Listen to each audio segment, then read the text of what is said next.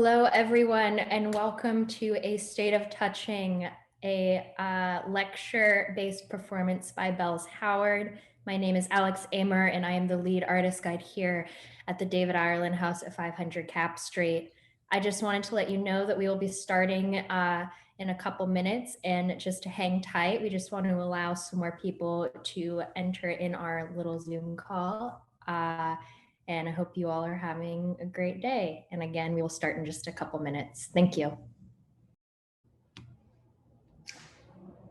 Hello, everyone, and welcome once again. We will be starting in just about a minute or so. Thank you so much for joining us. And I hope that you guys enjoy this presentation and performance, A State of Touching by Bells Howard. Good evening, everyone. Welcome to our third Artist Guide-led program in the series, Opening the Cabinet. My name is Camille Messerly, and I'm an artist guide here at the David Ireland House at 500 Cap Street. I would like to thank you all so much for attending and sharing your time and energy and your enthusiasm with us tonight. Within this program series, Opening the Cabinet, we have sought to expand and explore the dialogue between the house here and the Bay Area conceptual art movement with a series of cross-disciplinary performative lectures, talks, and readings centered around the house's new online publication, The Cabinet, which I'm sure many of you have read from at some point. And if you have not, please check it out after this program. This series has been organized and presented by our very own staff of artist guides since February 17th on Wednesday evenings at 5 p.m., running all the way till next Wednesday night with our very final program in the series. These are free, again, but and our last program in the series will be Will Moncayo's On Space and Surrounding, again at 5 p.m. Before we get started, I would like to draw our attention to our current artist in residence, Bay Area artist David Wilson. Over the next 4 months, Wilson will be exploring the archives and situating the house in context with the neighborhood through a series of scored walks, drawing exercises. His residency will conclude with an exhibition, public ephemeral installations, and a series of public programs this spring. Stay tuned on this and other programs by following along with us either on the website, our Instagram, or you can join in our newsletter.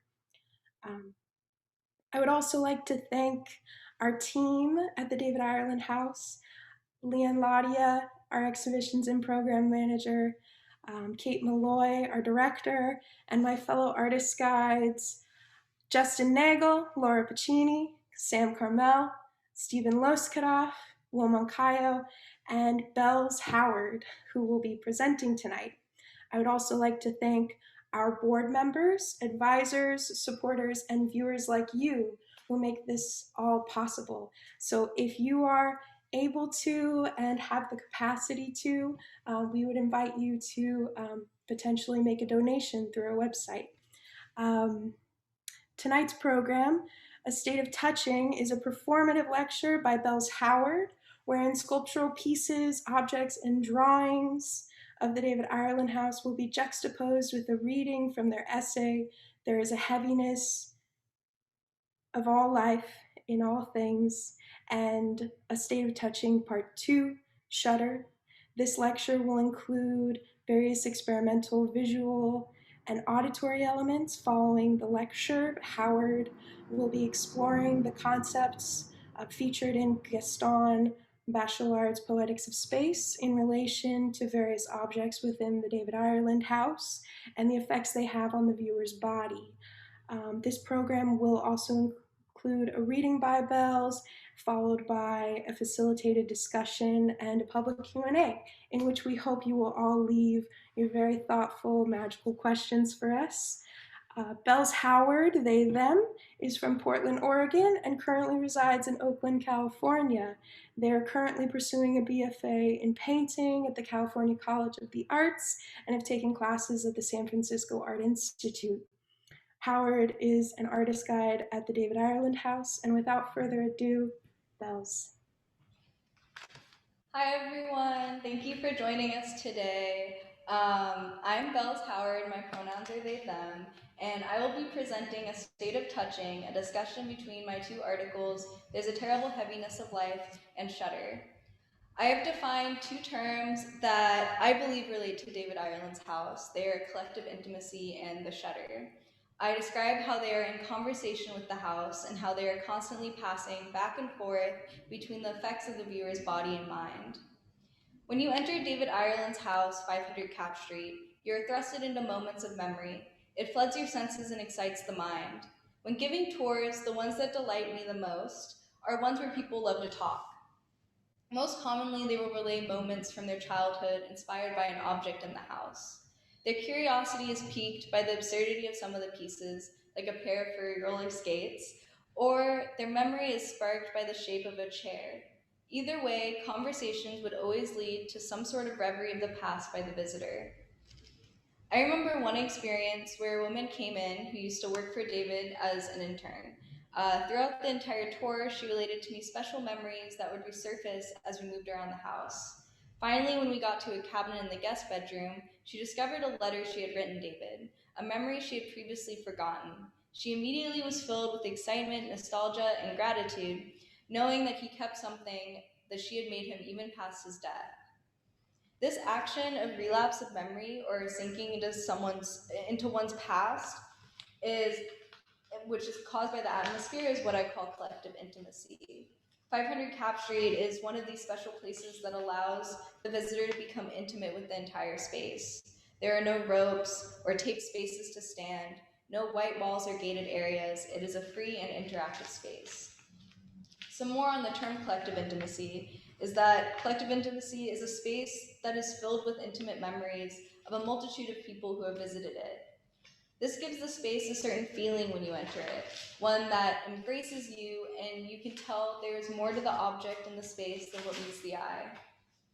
You're confronted with the choice to allow yourself to wonder and relate to the objects through your own memories.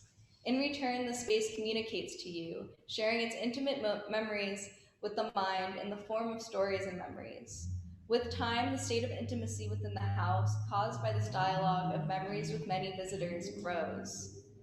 At Ireland's house, you can feel this collective intimacy in the walls, the cabinets full of jars, and the intergenerational collaboration seen on the ceilings, walls, and floor. It expands upwards and outwards and fills everything within it, including the people. You feel it when you enter the house, like you're taking a deep, full breath. This sensation of fulfillment is what I call the shudder. I feel this in the house when the afternoon light reflects off and illuminates the walls, turning them into honey that drips into my mind, causing a loss of thought and a feeling of awe. The shudder is a reaction of the body and mind, uniting the two with the intimacy living inside the house. And now I'll be presenting my film. There's a terrible heaviness of life in all things, animate and inanimate. The inanimate are voyeurs of the animate, catalysts for memory and imagination, and triggers for the conscious beings who collide with them. The house is one of these vessels for memory and time, encouraging a delving into yourself that pulls your imagination to the surface. You can allow your touch to be light and flickering, or you can be a pressing of your hand. Inside of every home, in whatever form of shelter, lives the essence of the person that inhabits it. Our first home is the beginning of our collection of images as memories. Everyone inclines to specific parts of a house, reminiscent of their childhood home. Perhaps there was a particular window of a bedroom that collected condensation at the edges and dampened the sill, a translucent portal that transformed your blank reflection of the night into a collection of tangled branches on the backyard tree by morning. maybe you had a wall that curved in a peculiar way. The feel of its cold skin under your fingertips, and the habit you had of driving your hand over it as you passed. This delicate gesture made it seem as though it was rising to your touch, like a timid animal. There is a way that memories give value to inanimate objects within occupied space. The house is full of memories. These memories fit in certain intimate spaces, as big as the attic and basement, or as small as inside of cupboards or wardrobes. The difference in size relates to the scale of intimacy created within them. All memories are wells of feeling we find ourselves falling into. We are pushed into the vast depths by an image confronting us, sometimes brutally, taking away our breath and enfolding our minds, and sometimes as gently as a caress. In image-based art, pictures can be talked about as languages. Different pictorial descriptions and materials trigger different memories as states of feeling for the viewer. Sometimes the feelings are so vivid, they spark a specific memory. Sometimes they produce just a tinkle of remembrance. This triggering of memories through interaction with specific pictures becomes a language of memories. Ireland used this language of memories to enfold the viewer in an intimate reverie. He's created a dictionary of this memory language that delves the viewer into remembrances so light that they barely tickle the front of the viewer's mind. Instead, these feelings sit within them, as small breaths of air, familiar enough to create a comfortable state of awareness. Ireland's use of these familiar materials creates an almost immediate intimacy with the viewer. These objects demand value within any space they occupy. Though they are too vague to trigger specific memories, the use of these images activates states of feeling that send the viewer into a complex network of their own memory language. What if someone were to force the time within a space, the memories and experiences, together in a small container, requiring them to touch one another, to rub against each other? Ireland was a collector of intimacy. He democratized memories using jars. Occupied within these glass enclosures ranged from remnants of birthdays past to dust from his front stoop. To Ireland, it seems every moment was worth experiencing. He put his experiences into jars, the jars into cabinets. With these jars, he achieves the ability of inhabiting a space while working with imagination and memory to create a feeling that intimately touches the visitor. These jars are sequences of memories preserved in glass like jams or pickles. The glass capsules allow the visitor to consume its contents without having to break the seal, though leaving much to speculation, for fewer of them are labeled, and the cylindrical shape leaves the cork and seal. None of the jars have ever been opened. If one were to break the seal, will the memory slide out, tentatively touching the things around it, unsure where to go after decades of being shut in and marinating in its intimacy? Would it be a Pandora's box of emotions and memory, exuding out of the freshly broken seal that our sentimental minds would engorge with delight? Or would it whisper past us, barely brushing our ears, as it disperses into the nothingness of air? Maybe it would simply just join the essence of aliveness in the house, transforming into a new way of being.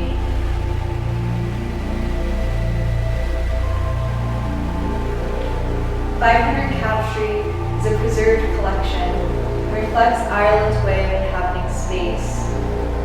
It is not just a preservation of the way he lived for the benefit of future generations, but the house is a jar itself.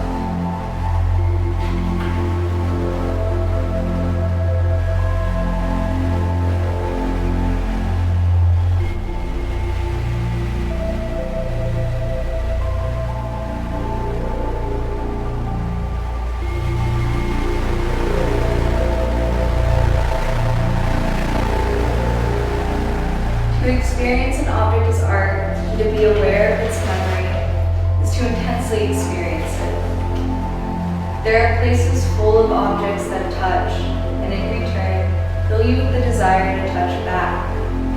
There's a physical reaction that occurs with objects, a quivering of the air that grazes your skin and produces a shudder. Feelings are continuously exchanged within a space. They spill and fold over and onto themselves, spreading through its container, becoming an invisible current of touch. A new body entering the space feels the touch of these concentrated feelings that tremble in the air, inviting them to join in. This new relationship is a visceral reaction. The sharing of these different touches and feelings occurs and adds a new voice to the eternal dialogue of that space. As a dialogue that expands and burrows itself into its surroundings, with each word etched into the bodies occupying the space in the form of memories. As a resultant swell of the state of intimacy. If you're in one of these spaces, you can choose to participate. You can feel this caress from the tip of your forehead to the hair on your legs, if you allow yourself to experience the shudder. At Ireland's house, when you step onto the staircase, you see it recorded in the lines of the dark wood. It is carved into its very being. When a participant places their foot on that same step, they will feel your foot on the soles of theirs like a memory mirror. A visible sensation in the wearing of the boards, and their discoloration, going from a burnt umber brown to a light sienna. But also this act is recorded in the staircase's memory, with every foot acting as a trigger. Years of footsteps, bare and covered, are etched into these winding stairs. Walking up them is like floating into a new realm of lightness. Ireland inhabited the house on 500 Cap Street with an extreme care. He saw and treated it as another living body in relationship to himself. He speaks of the house in these types of immensities, talking as if it is its own vast universe that grew and collapsed with each new generation. He writes, I found gouges that I was sure were from glaciers that had ripped through the hallways and chambers of this house. When you walk into the house, there is a collective gaze that meets yours and invites you in. You're both equally incapable of hiding from the other's look. All you can do is breathe and feel the air that surrounds, that pulses through the bodies of the house, swelling with the rising of your chest. We depend on objects and they depend on us. Without fellow bodies, we would be empty of memory. 500 Cap Street is a collective intimacy, a place a body can feel that it's made of the same essence as the things which surround it. The metal in the walls, or wired drawing, made of the same metal in your blood. There's a recognition, and the metals pulse together, flowing faster through your veins and pulling your body to expand with it. You are recognized as the same matter, and you are incapable of fighting off this great shudder.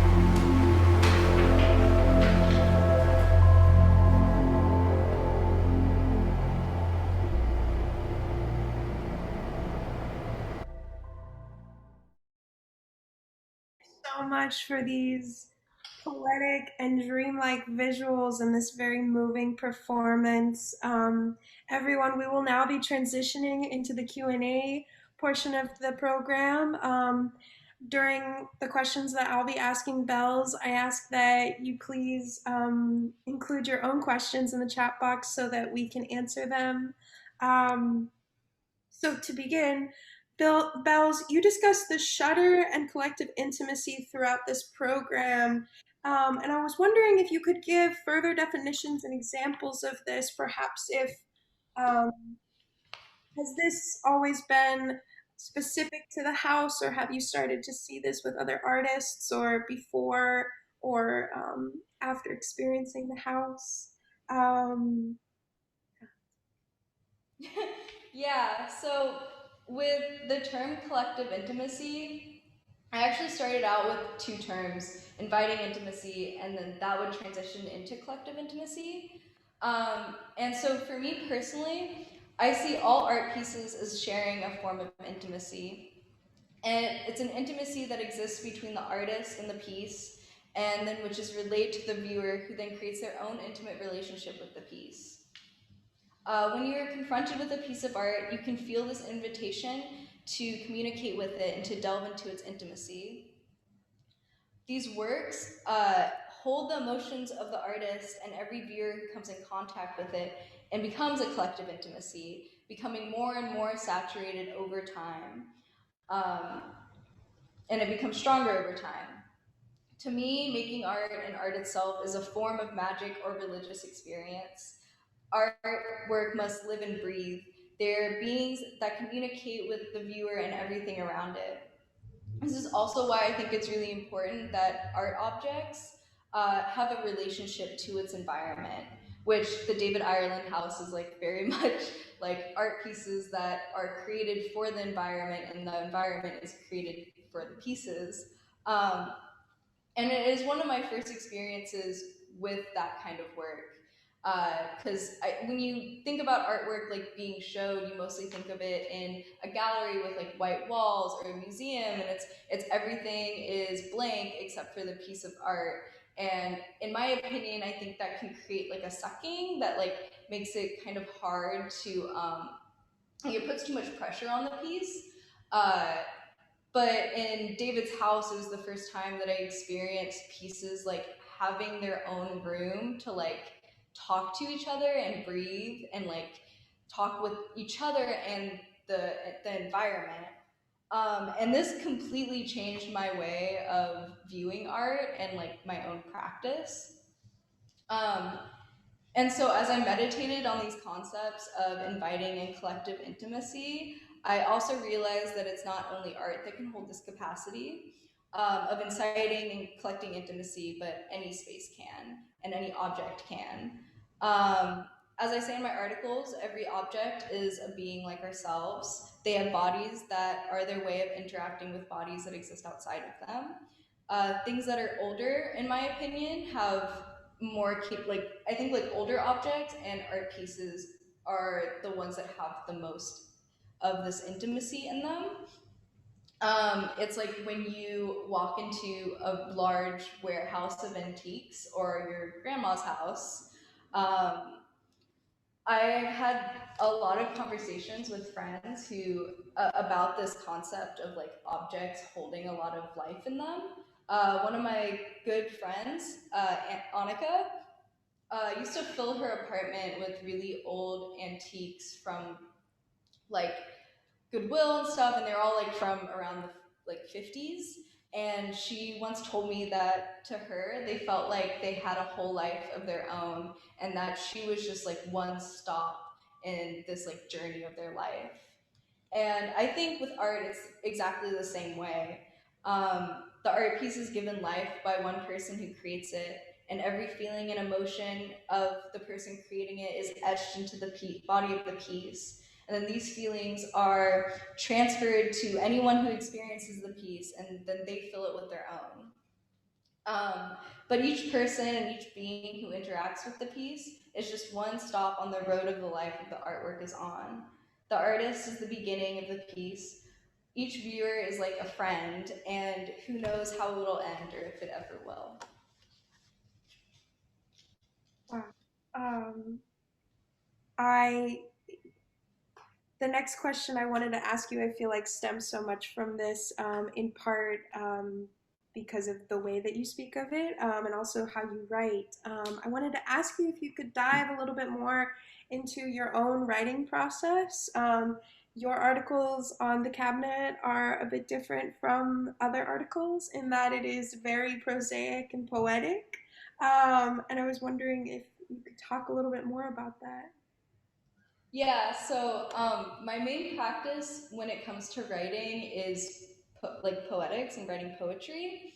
And in my opinion, I think poetry is one of the best ways to communicate feeling. And since art and David's house is a really emotional experience for me, I felt like using poetics was the best way for me to convey these feelings.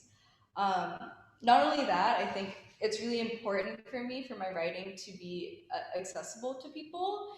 I didn't want my articles to be like theoretical academic papers that some people might go into thinking like, oh, or go into and thinking that it's like hard to read. I want it to be easy and like accessible to read. And I think Poetics is one of these like great ways to do that. I didn't want to spell out to the reader what I was feeling, but I wanted them to feel it for themselves. I want the reader to get lost and allow the feeling of the house that I'm trying to convey to sort of embrace them from the back. And I think writing should allow readers to come to conclusions themselves. And I think words have this very beautiful way of coming in through like the back door of the mind and staying in the brain for a while. Right. We kind of talked about this during one of the sort of rehearsals for tonight, in which there's kind of like that Madeline cake moment where you like take the piece of cake and it just sends you to this different place in time in your mind. And you're able to have this deeper, beautiful connection. And that I have one more question for you, and then I'm going to start taking questions from the audience. I'm so excited to be reading some of these. They look so thoughtful and wonderful. So, your performance, which is called A State of Touching, I wondered if you could talk a little bit more about the actual process for making this film, and if you could explain a little bit more about how the poem and the video intertwine. And yeah, the process that you used for this performance. Yeah, so like writing, I think also film is a very successful form of art that's really, really good at communicating feeling. Um, and film can be a moving poem. Both are so good at getting their emotions to strike the viewer's nervous system. I actually was super inspired by the filmmaker Derek Jarman and was watching a lot of his like interviews and a lot of his movies during while trying to figure out what to do for this project. And watching his collaborations with the band Coil was actually kind of the turning point for me to realize that this is what I wanted to do, was make a film with a sound component and have like this monologue. Um, so how I made the video was that my partner Trevor McBride, who also did the soundtrack for this, um, has these old film cameras from the late '90s and like an analog mixer, which is what we used to for the effects of the film. And the mixer kind of looks like this like box, and there's like the little knobs on it for the different filters, and then you can like toggle the intensity of it with this lever that you like push back and forth. Um, and so it was really important for me to do everything analog because of the maintenance which is entailed by analog filming, which is really like maintenance action was super important to David, and like having the experience of creating something also be something, like be a piece of art itself. And so with this analog mixer, I was we had like the film that we did going through this old TV that Trevor has, and then also with the mixer like on top of the TV. And I didn't have any like premeditated kind of like edits that I wanted to do. I just practiced over and over again, like um, going through the film and then doing the editing on the little mixer thing. And after a while, it became sort of trance like.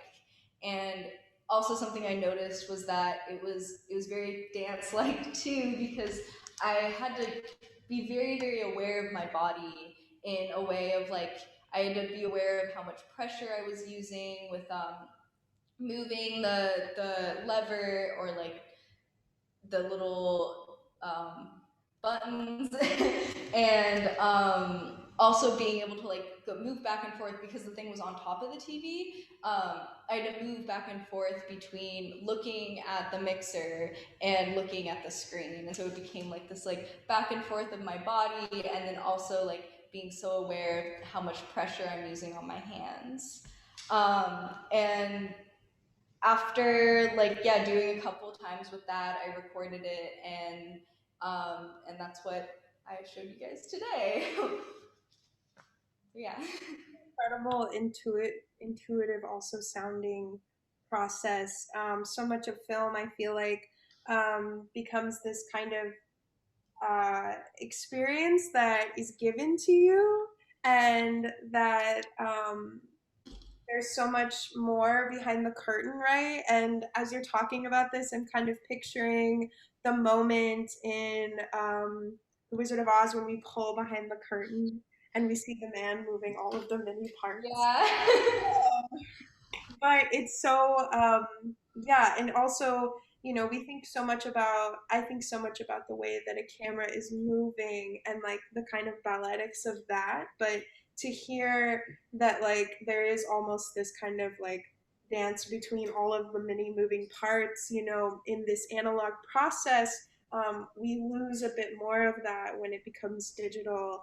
And uh, yeah, I just I have such an admiration for analog process, and I do want to bring up some of these. I'm receiving a lot of questions, and the first one comes from Alex Rodriguez, which is Bells. Since you've written this essay, how has the house and the work you're doing at Cap Street changed or contributed to your own art practice and social art spaces?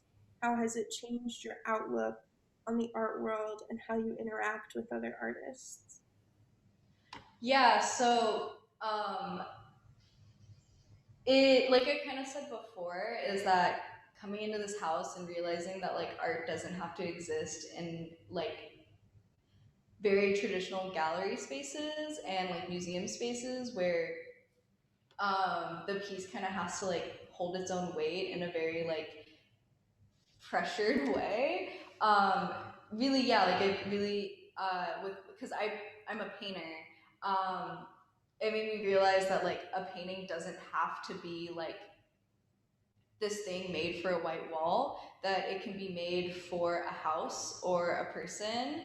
And that I think like the it is turned into like if I'm like looking at art, especially online right now, because that's kind of the only way that I can look at art. um, I think instead of being like, oh, like, is this a good painting? In my head, I go, how would I feel if I saw this in someone's house? Or if I came across this in someone's house?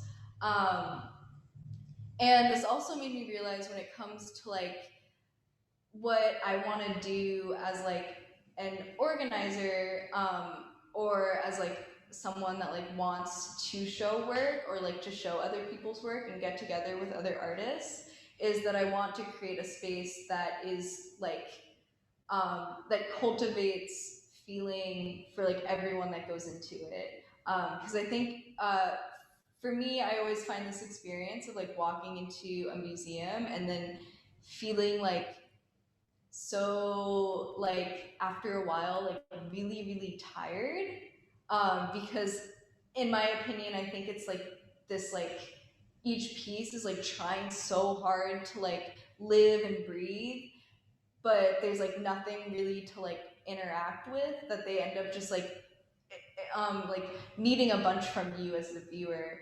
And with spaces like David's house, you walk into it and you feel yourself getting filled, and it's more of a instead of the piece like taking from you, the piece is giving back to you at the, like, while you're giving to it.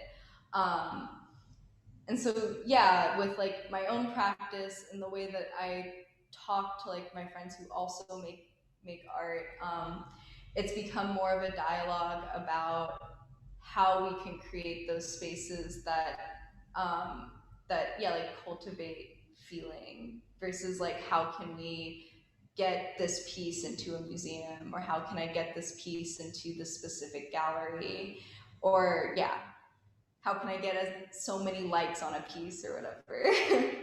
It's like a change of a value for like making art versus like make a value of like gaining capital to like a value that of like gaining like friendship or like feeling.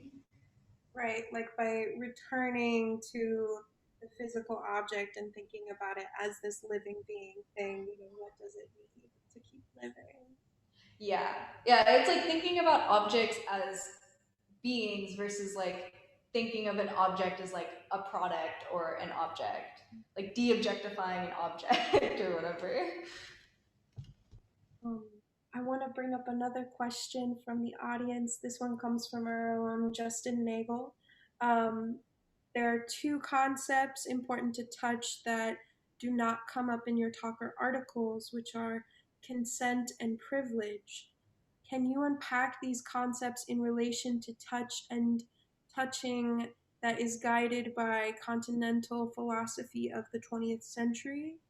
How do you understand the experience of viewing the house as this collective, intimate being through a lens of consent, perhaps privileged consent, which is really interesting also in comparison to, um, thinking about the physical act of moving through either the house or a museum. We aren't allowed to technically touch anything.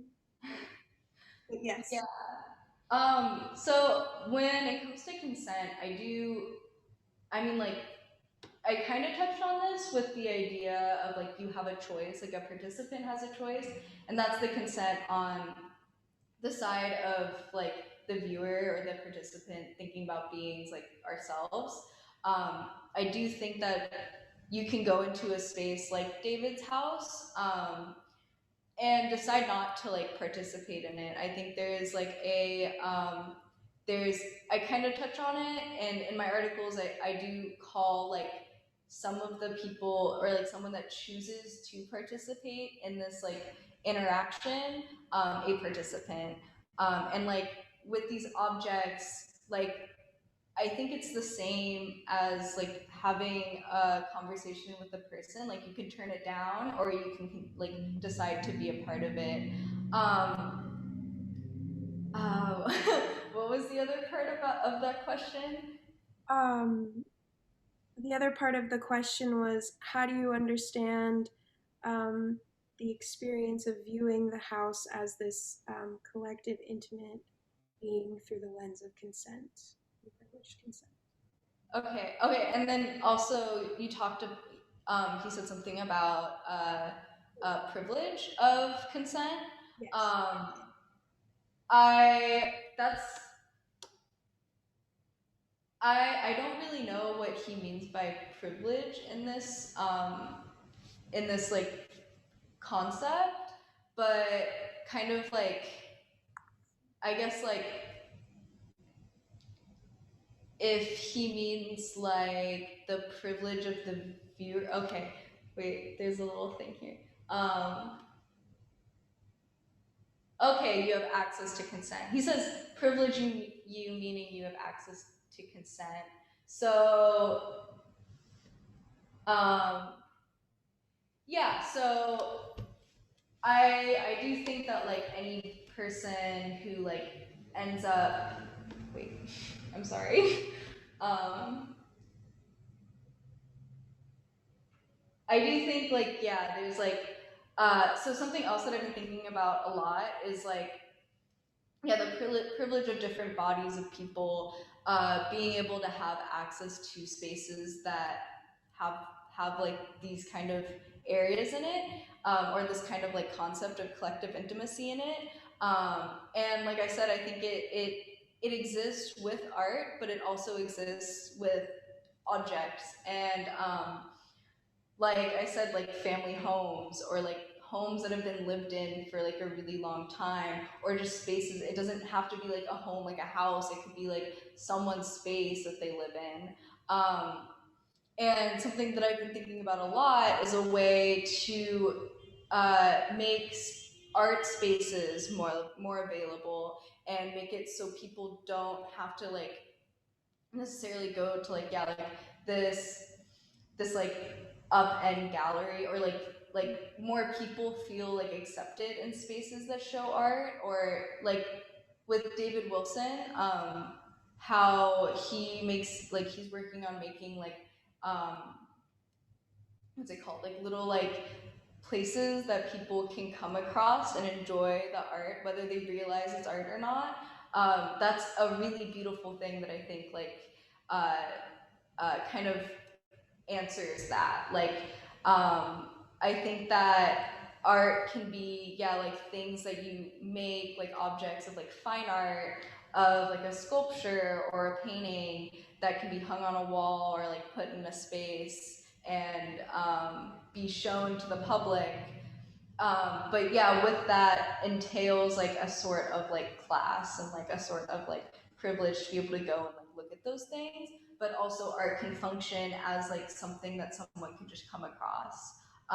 Personally, I've been making pieces and putting them in like more public spaces that like hiking trails and stuff that people can like come across and like see and then enjoy and then continue on.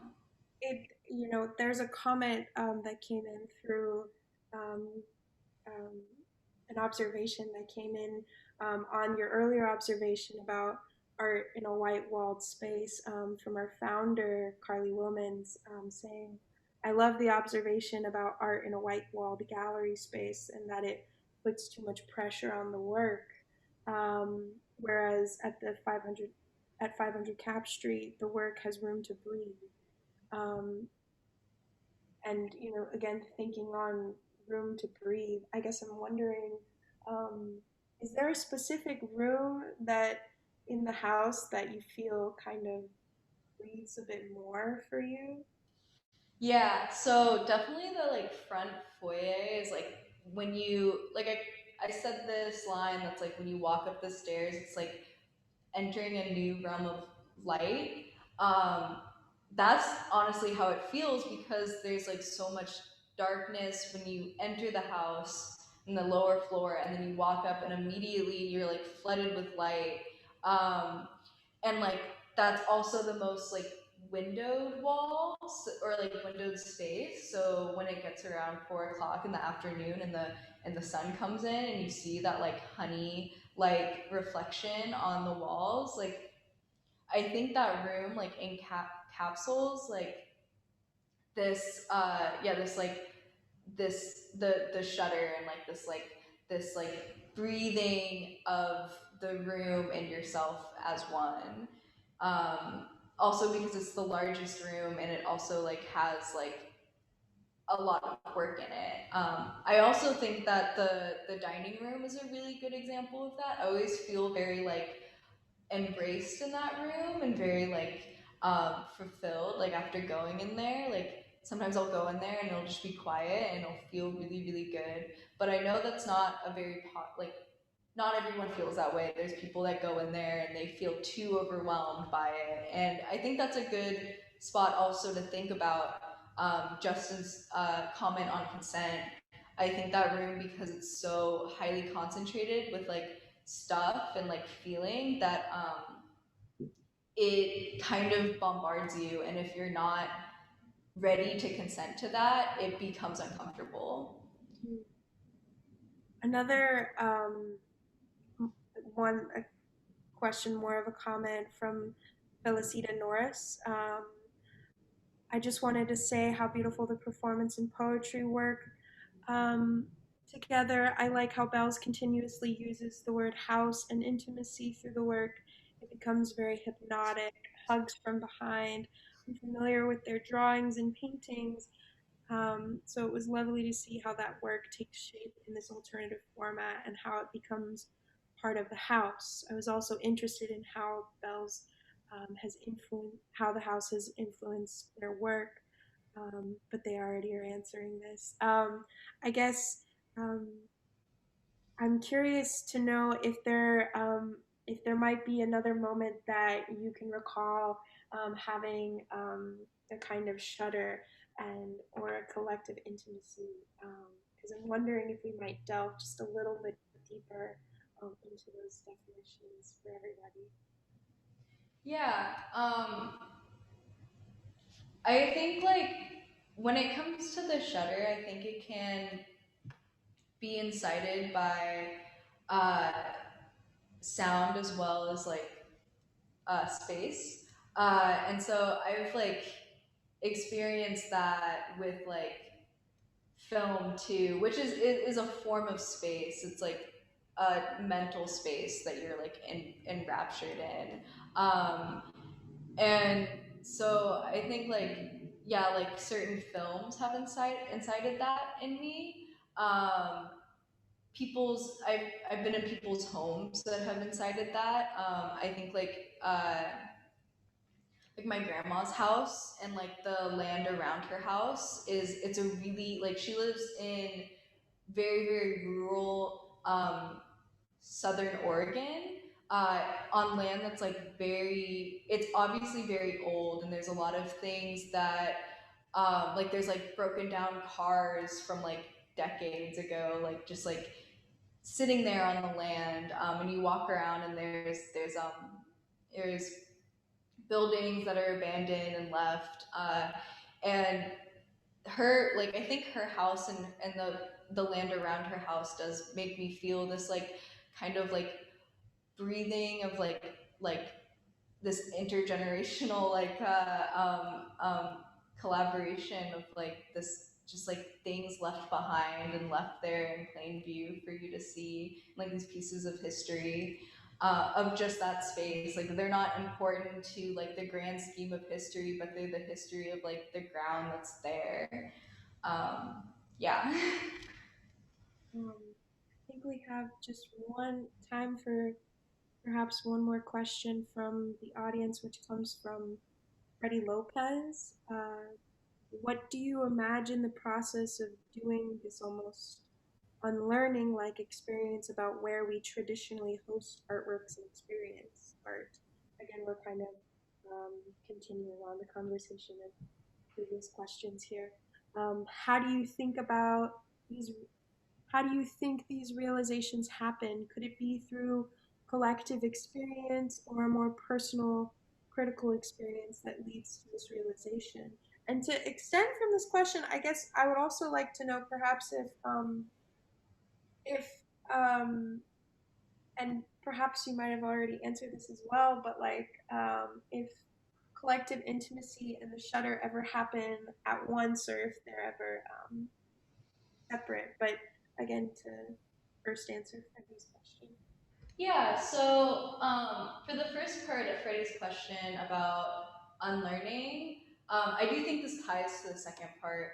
Uh, and so I think like it takes, I mean, anything that has to do with like unlearning a way that we're like conditioned to think, um, it includes a lot of self-reflection. And I think it's a mix between like an outside like influence that triggers like a self-reflection. And so for me it was like coming to the house was this outside environment that triggered this self-reflection of being able to be like, oh, like we like art doesn't have to function in like these kind of like professional and like institutionalized environments. uh, and so I think that's the first step to like unlearning. And then it's just a mix of like working um, towards like an ideal, and then self-reflecting like consistently. And yeah, unlearning anything takes like a lot of self-reflection. um,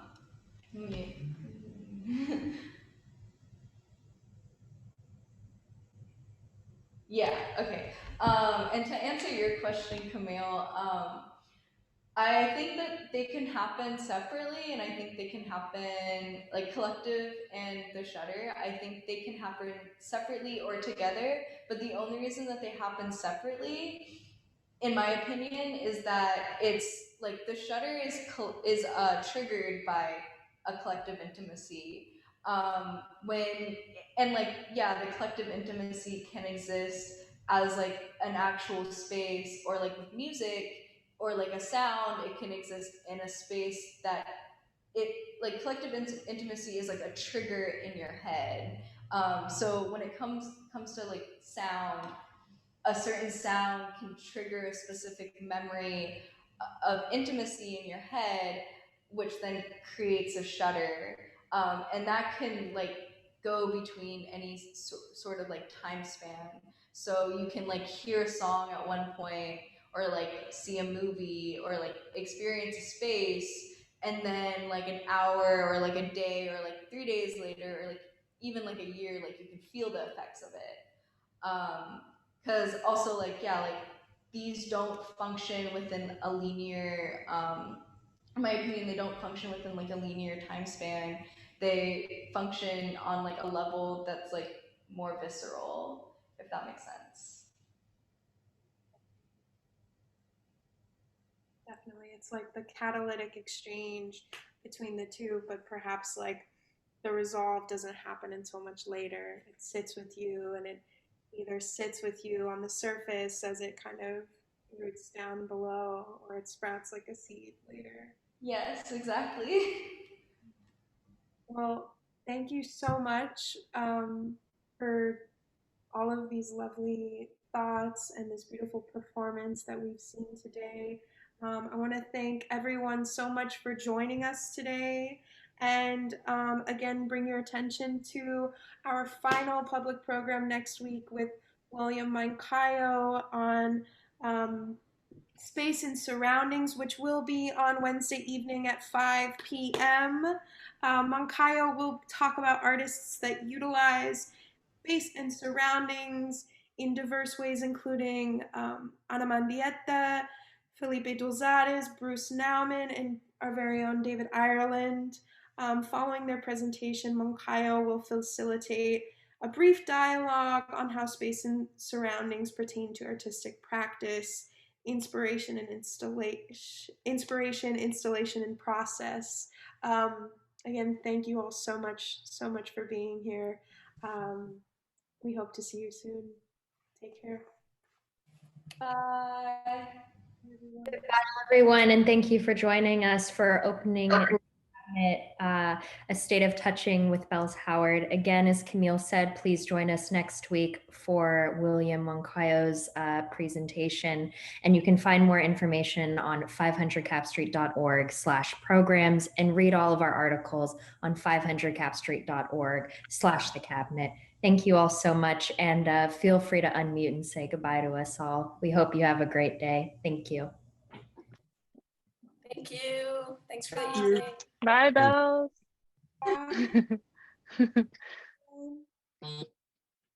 Goodbye, and thank you guys. Thank you for coming. Thank you. Bye, Tracy. Bye, everybody. Bye. Bye. Bye, Jack. Bye, Yucca. Bye, Sarah. Bye, Will. Bye, Bells. Bye, Alex. Bye, Steven. Bye, Sarah. Bye, everybody. Bye-bye.